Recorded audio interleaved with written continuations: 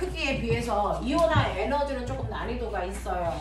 자, 이온화 에너지는 뭘 얘기하는 거냐면 우리가 알고 있는 것처럼 이온으로 만들기 위해서 필요한 에너지를 얘기하겠죠. 느낌상. 됐죠? 근데 이온은 두 종류가 있죠. 무슨 이온과 무슨 이온이 있니? 양이온. 양이온과 음이온이 있죠. 양이온이 되기 위해서는 전자를 뭐 해야 되니? 잃어요. 네, 뺏어야 된다고요. 음이온이 되려면 전자를 뭐 해야 돼요? 얻어. 넣어줘야 되겠죠.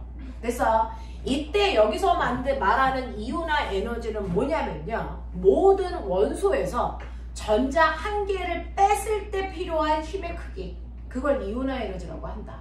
됐어? 자, 그래서 이온화 에너지는 원자에서 됐어? 가장 바깥쪽에 있는 전자 몇 개, 한 개를 됐어? 뺄 때 필요한 에너지.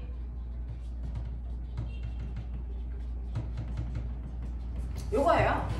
자, 이때 너네가 생각해봐. 아까 얘기했어. 우리가 원자 번호 1번인 수소는 양성자가 하나 있고 첫 번째 껍질에 전자가 하나 있는데 얘를 뺄 때 필요한 에너지가 바로 수소의 이온화 에너지야. 됐어? 그래서 수소를 일가 양이온 만드는 에너지를 이온화 에너지라고 해. 알겠니? 자, 원자 번호 3번인 리튬을 생각해봐. 양성자가 3개 있고 첫 번째 껍질에 전자 2개 있고 두 번째 껍질에 하나 있어. 어떤 걸 빼야 되겠니? 두 번째. 네, 가장 바깥쪽 껍질에 있는 전자 하나 뺐기 때문에 얘를 빼야 되는 거죠. 이게 바로 리튬의 이온화 에너지를 얘기해. 되겠냐? 네. 나트륨 같은 경우에 원자 번호가 11번이니까 양성자가 11개 있어. 첫 번째 껍질에 전자 2개 있고요. 두 번째 껍질에 8개 있고요. 세 번째 껍질에 하나 있는데 얘는 세 번째 껍질에 요거 빼야 되겠죠? 그래야 나트륨의 이온화 에너지를 우리가 구해낼 수 있겠죠? 이런 거예요. 되겠어? 네. 근데 얘네들 말고요. 누구도 있냐면 산소도 있죠? 원자 번호 8번. 얘 이온화 에너지 보고 싶어. 어떻게 해야 돼? 양성자가 8개 있어. 됐죠? 첫 번째 껍질에 전자 2개 있고 두 번째 껍질에 전자가 6개가 이렇게 있단 말이죠. 그 중에서 가장 바깥쪽 껍질에 있는 전자 몇 개? 얘 또한 1개. 그래서 전자 1개를 뽑아내. 얘를 뭐 만듭니까? O 플러스 1가. 이거 만들어 보겠다고요. 됐어? 그러니까 어떤 원자든 상관없이 모든 원자에서 전자 가장 바깥쪽에 있는 전자 하나를 빼서 일가 양이온 만들 때 필요한 에너지. 됐어? 이걸 이온화 에너지라고 한다. 그럼 이제 생각해봐. 그럼 선생님, 같은 쪽에서는 누구 거 뺏는 게 제일 쉬울까요? 이 셋 중에서. 양성자 수가 제일 작은 애 거 뺏는 게 쉬울까요? 아니면 가장 멀리 있는 거 뺏는 게 쉬울까요? 멀리. 그렇죠. 실제로요. 이렇게 거리가 가까울 때는 양성자가 하나 있던 10개 있던 상관없이 얘네들이 잡아당기는 힘이 너무 세. 가까이 있으니까. 그러니까 거리가 가까우면 전자를 뺐는데 엄청난 힘이 들어요. 됐어? 그래서 전자를 뺐을 때 드는 힘은요. 일단은 거리가 멀어야 힘이 적게 듭니다. 됐어? 나트륨으로 갈수록 전자 껍질이 늘어나기 때문에 가장 바깥쪽 껍질에 있는 전자는 원자 핵으로부터 멀리 떨어져 있다고요. 이거 뜯을 때 필요한 힘이 요거 뜯을 때 필요한 힘보다 훨씬 적게 든다고요. 알겠습니까? 네. 그래서 여러분들이 알고 있는 것처럼 주기율표상에서 이온화 에너지의 크기 어떻게 됩니까? 라고 하면 이온화 에너지는요. 반드시 됐어? 위로 갈수록 커집니다. 왜? 원자핵이랑 가까워지니까. 됐어? 거꾸로 왼쪽으로 갈수록 커집니다. 그러니까 아까 우리가 외웠던 원자의 크기가 커지는 것과 정반대 방향이야. 왜? 원자의 크기가 커진다는 얘기는 원자핵으로부터 멀어진다는 얘기죠. 그렇다면 전자 뺏기가 쉽겠죠. 그러니까 원자핵의 크기와 정반대가 이온화 에너지의 크기야. 이해되겠어? 그래서 이온화 에너지는 원자핵으로부터 멀리 떨어지면 쉽게 빼고 원자핵이랑 가까워지면 뜯기가 어렵다는 얘기입니다. 그러니까 크기와 반대여야 된다는 얘기입니다. 그래서 원자의 크기와 이온화 에너지의 크기는 정반대 효과다. 알겠습니까? 네. 그래서 같은 족에서는요. 그래서 크기가 작아지는 위로 올라갈수록 이온화 에너지는 훨씬 더 커진다. 알겠어? 원자 크기는 아래로 갈수록 커지는 거고요. 이온화 에너지는 그래서 거꾸로 위로 갈수록 커진다. 납득하니? 납득하니? 이렇게 되는 거예요. 그래서 실제로 원자핵이랑 가까워질수록 이온화 에너지는 커진다라고 하는 거 기억해봐 두시면 되겠죠. 당연합니다. 그래서 오른쪽 위로 갈수록 이온화 에너지 커요. 그러면 주기율표상에 가장 이온화 에너지가 큰 게 누굴까요?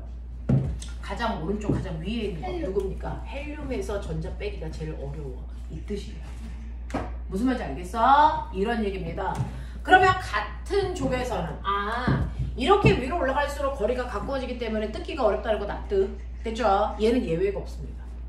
같은 족에서는 무조건 위로 올라갈수록 크기가 작아지니까 뜯기 어려워요.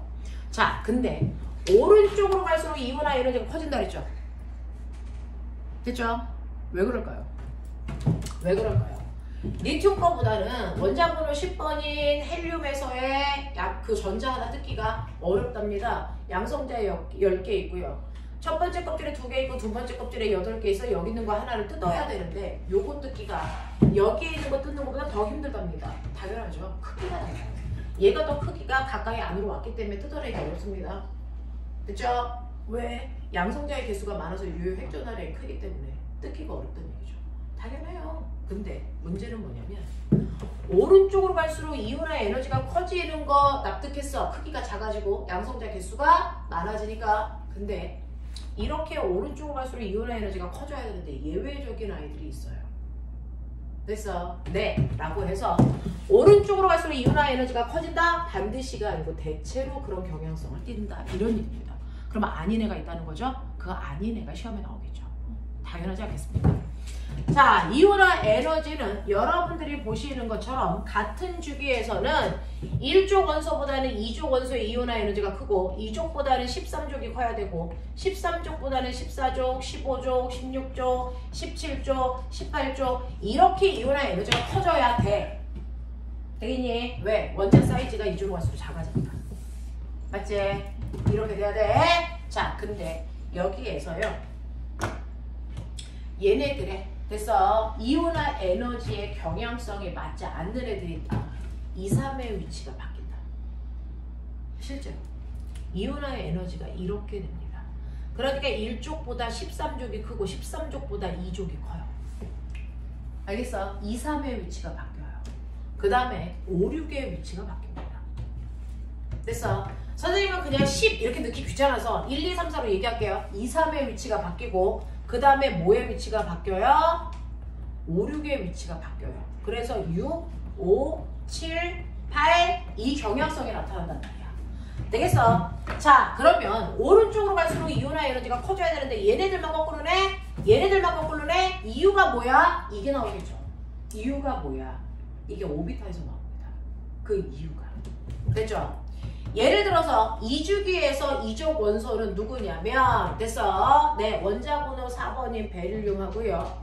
됐어? 13족에 해당되는 게 원자번호 5번에 해당되는 붕소입니다. 얘네들 오비탈 볼게요. 자, 베릴륨은요. 1s 오비탈에 전자 2개 있고요. 그 다음에 2s 오비탈에 전자 2개 있어서 요거 하나 뜯어내는 게 이온화 에너지야. 맞죠?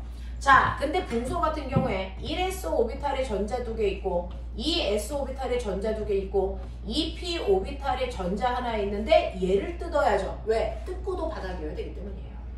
됐죠? 뜯어낸 후에도 바닥이 되기 위해서 순차적으로 뜯어내셔야 되거든요. 자, 그랬을 때요.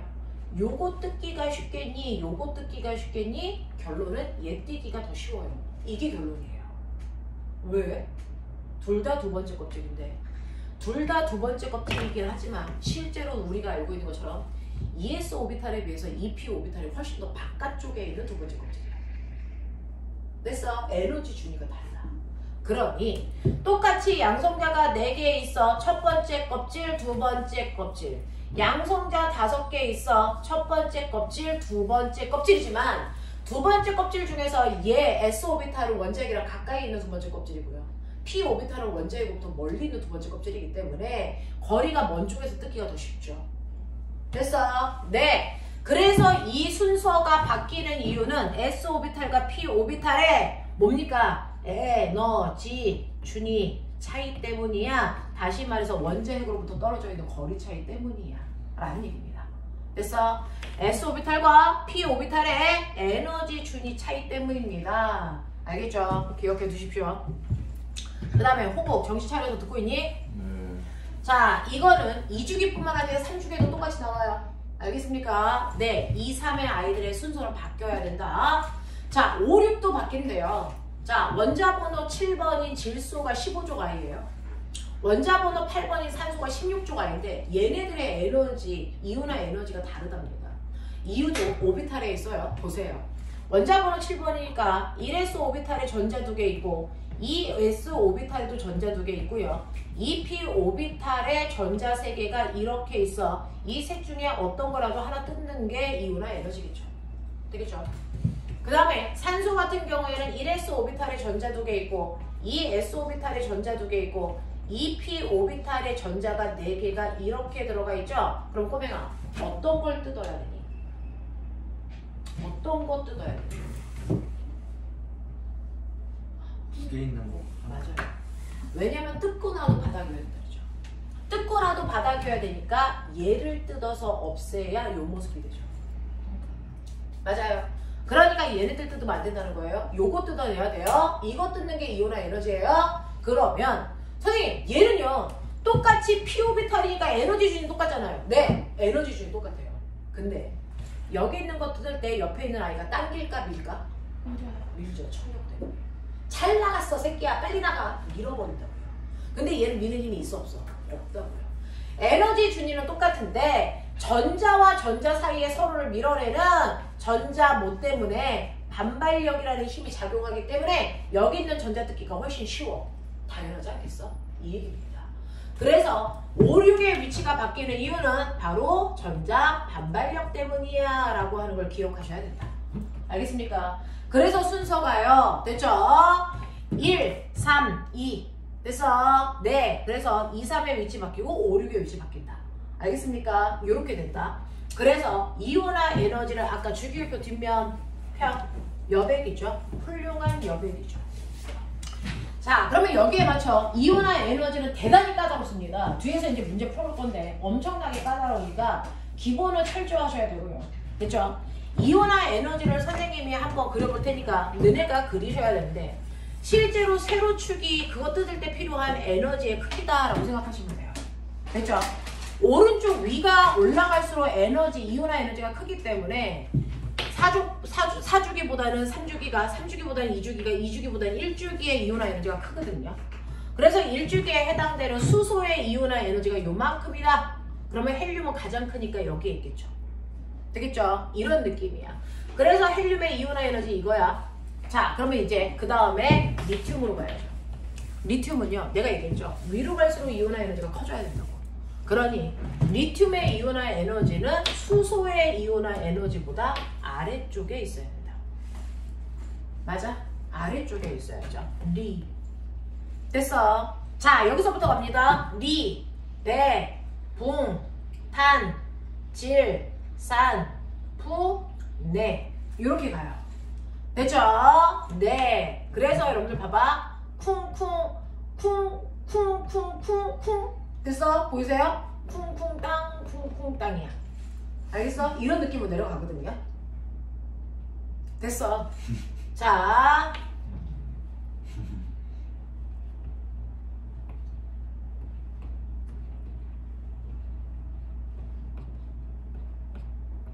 이렇게 돼요. 됐어? 쿵쿵 땅, 쿵쿵 땅. 보이냐? 쿵쿵 땅, 쿵쿵 땅. 이런 느낌이 와요. 이제 2, 3의 위치가 바뀌어야 되고 5, 6의 위치가 바뀌어야 되기 때문에 높낮이가 여기서 퉁 하고 내려와요. 됐죠? 이런 느낌으로 그리시는데 그릴 때요. 같은 족끼리 높낮이 비교해라. 수소하고 리튬이 같은 족이라서요. 수소보다 리튬이 밑으로 내려와야 돼요. 알겠죠? 또 같은 족이 누구냐면 헬륨하고 네온이 같은 족이에요. 헬륨보다 네온이 아래에 있어야 됩니다. 알겠습니까? 높이가. 됐죠? 그 다음에 3주기 그려야 됩니다. 3주기는 나트륨인데 나트륨은 리튬보다 아래에 있어야 돼요. 맞죠? 리튬보다 아래에 있어서 얘가 나트륨이 이렇게 내려오겠죠? 이게 나트륨이야. 됐죠?